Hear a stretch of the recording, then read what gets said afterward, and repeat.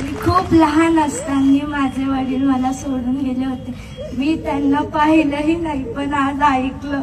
मला खरंच वाटलं वडील असतं तर असंच असतं. खरंच असं वाटतं जर माझे वडील असते तर किती भारी असतं. मी सगळ्यांचे वडील बघते, त्यांचे करणारे प्रेम बघते, पण मला कधी भेटन असं मला वाटतं.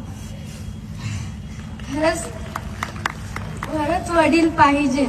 ज्यांना नसतं त्यांना कळतं. आता मी ऐकत होते तेव्हा मला कळलं खरंच वडील पाहिजे होते.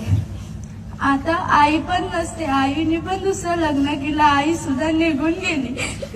आजी बाबांकडे राहिले, त्यांनी सांभाळ केला, पण मग आई ती आईच असते ना. खरं सांगते, जी आईची किंमत ती फक्त ज्याला आई नसते ना त्यालाच कळते.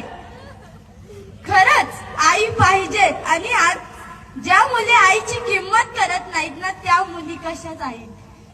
त्याच आई झाल्यावर त्यांना कळतं आईची किंमत काय असते. आपण आईची किंमत केली नाही ना तर आपले लेकरही आपली किंमत करणार नाही.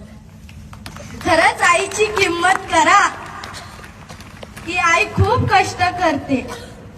आता मला नाही, मी दररोज आठवण काढते माझ्या आईची. खरंच आई वडिलांची मान खाली जाऊ नका. आजपासून तू